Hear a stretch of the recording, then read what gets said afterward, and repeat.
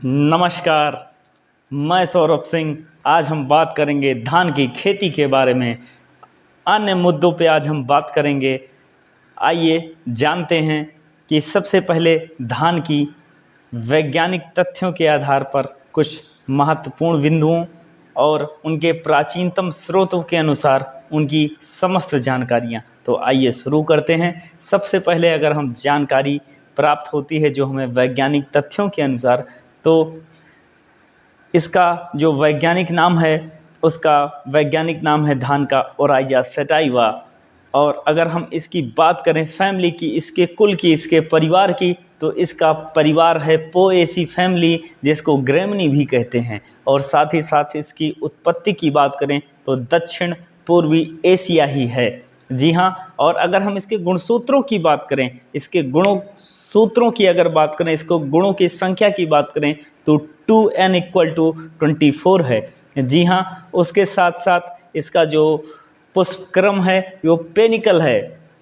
और अगर हम पांचवें बिंदु की बात करें तो इसके जो दाने होते हैं वो कैसे होते हैं, किस टाइप, किस ऑर्डर के अंतर्गत रखे गए हैं, तो इनको कैरियोप्सिस के श्रेणी के अंतर्गत इनको रखे गए हैं। जो पौधे होते हैं वो सिर 4 टाइप के पौधे होते हैं, धान के पौधे। साथ ही साथ इसमें जो प्रोटीन होता है, ओराइजेसिन नाम से जो प्रोटीन होता है धान में प्रयुक्त मात्रा में पाया जाता है। और अगर हम इसके टेस्ट वेट की बात करें तो 25 ग्राम होता है टेस्ट वेट। ये सारी इससे जुड़ी धान से अन्य कुछ वैज्ञानिक तथ्य थे। आइए हम बात करें इसकी उत्पत्ति के बारे में। जैसा कि वेदों और पुराणों के अनुसार बताया जाता है कि धान की उत्पत्ति का जो स्रोत है भारत ही है, यकीनन भारत ही है, क्योंकि हमारे वेदों और पुराणों में चावल का महत्व बहुत दिनों से ही प्राप्त हो रहा है। लेकिन इतिहासकारों और अन्य जो खुदाइयाँ हुई भारत में, अन्य देशों में खुदाइयाँ हुई, वहाँ सर्वप्रथम अगर चावल के साक्ष्य कहीं मिले तो भारत में ही मिले, निश्चित ही भारत देश में ही मिले। तो इसकी उत्पत्ति भारत ही है, दक्षिण भारत का संपूर्ण क्षेत्र ही है। तो आइए हम बात करते हैं। सबसे पहले उत्तर प्रदेश के 2 क्षेत्रों में चावल की उत्पत्ति का स्रोत हमको प्राप्त हुआ। पहला संत कबीर नगर से, लहुरा देव संत कबीर नगर जो उत्तर प्रदेश में है। अयोध्या जी से कुछ ही दूरी पर संत कबीर नगर है। और दूसरा साक्ष्य हमको प्राप्त होता है प्रयागराज, इलाहाबाद के धरती से, जो झूसी के समीप है। इलाहाबाद का अगर जिक्र आता है तो हम कहना चाहेंगे कि तेरा जब जिक्र हुआ तो हम सजदे में झुक गए, तेरा जब जिक्र हुआ तो हम सजदे में झुक गए। अरे क्या फ़र्क पड़ता है, अरे मंदिर में झुक गए या मस्जिद में झुक गए। और दूसरी बात ये, हम रहें ना रहें, हम रहें ना रहें, दिल में बस एक जाज रहता है। हम रहें ना रहें, हमारे दिल में बस एक जाज रहता है। अरे क्या हुआ, फिर भी हमारे दिल में इलाहाबाद रहता है, इलाहाबाद रहता है। जी हाँ। अब फिर हम अपनी बातों को आगे बढ़ाएंगे, क्योंकि ये धान से जुड़ी जानकारियां हैं हमारे कृषक भाइयों के लिए और हमारे आगामी विद्यार्थियों के लिए जो पढ़ रहे हैं या पढ़ेंगे, उनके लिए धान से जुड़ी और कुछ जानकारी को हम बताते हैं। सबसे पहले अगर हम धान के बौनेपन के बारे में बात करें तो धान का बौनापन जो होता है किस जीन के अनुसार होता है अगर पूछा जाए, तो इसके लिए हमको तैयार होना चाहिए। हमको जानना चाहिए कि धान का जो बौनापन होता है किस जीन के अनुसार होता है। तो DGU जो जीन है इसके लिए उत्तरदायी होता है। जी हाँ। और साथ ही साथ अगर हम धान के बारे में जानें तो धान का एक ऐसा किस्म है जो गोल्डन राइस के नाम से जाना जाता है। गोल्डन राइस, ऐसा चावल, सुनहरा चावल गोल्डन राइस के नाम से मशहूर है। उसको जेनेटिक मेथड से बनाया गया है। उसमें विटामिन V के साथ साथ विटामिन A कैराटीन की अधिकता होती है। उसमें विटामिन A कैराटीन की अधिकता गोल्डन राइस में होती है। साथ ही साथ अगर हम इसके बासमती चावल के टेस्ट वेट की बात करें, क्योंकि भारत में चावल तो कई तरह के उपयोग होते हैं, अन्य तरह से इसका प्रयोग किया जाता है। कभी हम भात के रूप में उपयोग करते हैं, कभी चावल के रूप में उपयोग करते हैं। तो आइए, क्योंकि बचपन में हम लोग कभी भात बनाते थे, भात का भी एक अपना इतिहास है, क्योंकि भात भात ही है, चावल चावल ही है। इन दोनों के बीच में काफ़ी अंतर है। हम काफ़ी अरसों बाद आज हम चावल के बारे में बात कर रहे हैं। हम बात करेंगे चावल और भात के बारे में भी, लेकिन अन्य कभी समय पर, अन्य कभी मौक़ों पर हम दोनों के बीच अंतर बताएंगे। चावल और भात के बीच में अंतर क्या होता है। तो चलिए फिर से हम शुरुआत करते हैं कि जो बासमती चावल का टेस्ट वेट होता है वो 21 ग्राम होता है। टेस्ट वेट की बात करें तो क्या होता है test weight of seed. Test weight of seed ये होता है कि किसी भी सीड का अगर हम टेस्ट वेट करते हैं तो 100 बीजों को हम लेते हैं, उनका जो भार होता है 100 बीजों, उनको गिनते हैं बाई वन। तो वो 100 अगर हो जाएं, उनको इकट्ठा कर उनको हम तौलते हैं, वही हमारा उनका जो भार होता है वही टेस्ट वेट होता है। तो चावल का जो बासमती चावल का टेस्ट वेट है वो 21 ग्राम लगभग इसका भार है। साथ ही साथ अगर हम बात करें चावल के भंडारण में, जब हम चावल को हार्वेस्टिंग करने के बाद चावल का भंडारण करते हैं तो इसमें लगभग 12% तक नमी होनी चाहिए। जी हाँ, 12% नमी होनी चाहिए। साथ ही साथ कुछ और बिंदु, चावल खाने में तो स्वादिष्ट होता है, बहुत ही स्वादिष्ट होता है, लेकिन चावल ऐसी फसल है जो जिसको धान भी कहते हैं, कई क्षेत्रों में कई नामों से जाना जाता है।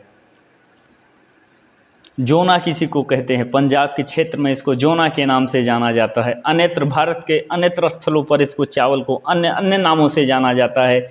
और चावल की नर्सरी को यहाँ पर जरई कहा जाता है।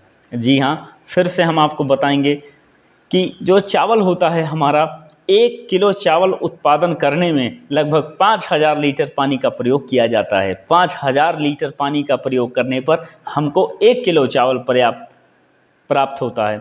साथ ही साथ एक चावल की बहुत ही अच्छी किस्म है जया किस्म, जिसको चमत्कारी कहा जाता है, वंडरफुल ऑफ राइस, वो वैरायटी है जया। जी हाँ, चावल उगाने की कई विधियां हैं।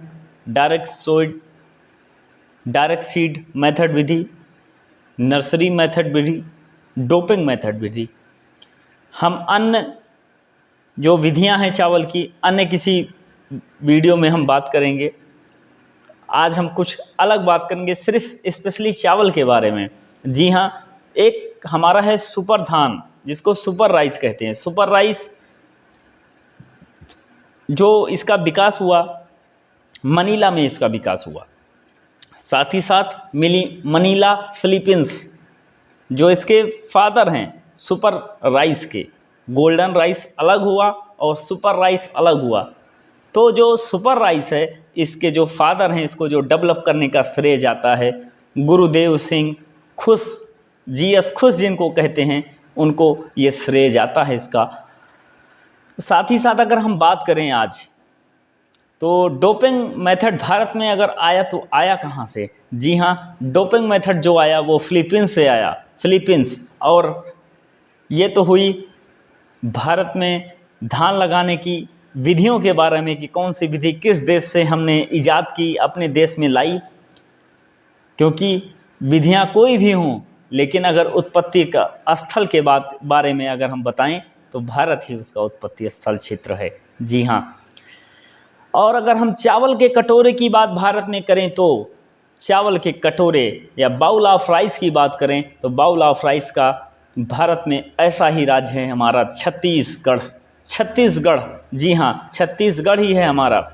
उसके बाद अगर हम धान की बात करें, धान अलग हो गया, चावल अलग हो गया। जब वो छिलके सहित होता है तो वो धान होता है, जब वो छिलके सहित होता है तो वो धान होता है, जब वो छिलके रहित होता है तो वो चावल होता है। जी हाँ, वो चावल ही होता है। अब हम बात करें तो चावल का जो वर्गीकरण है, चावल हमको लगता है कि ये गर्मी में उगाया जाता है, लेकिन भारत व अन्य देशों में इसको 3 ऋतुओं में बोया जाता है। अगर हम भारत के संदर्भ में बात करें तो अस, अमन और बोरो। अस, अमन और बोरो, ये ऐसे 3 मौसम हैं। पहले अस की बात करें तो अस मौसम में जो धान की बुआई होती है, बुआई का समय जो है वो मई और जून है, जबकि कटाई का जो समय है सितंबर से अक्टूबर का समय होता है।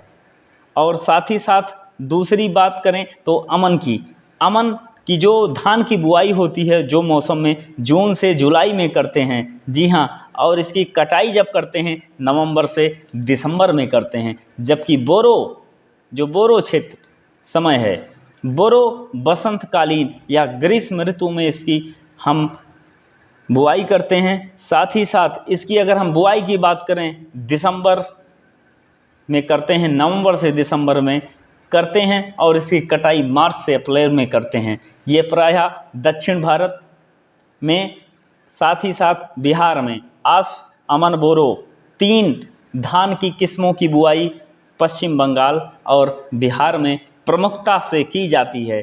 साथ ही साथ एक बात और हम बताना चाहेंगे, विश्व में अगर सबसे ज़्यादा धान कोई पैदा करता है तो हमारा भारत ही देश है।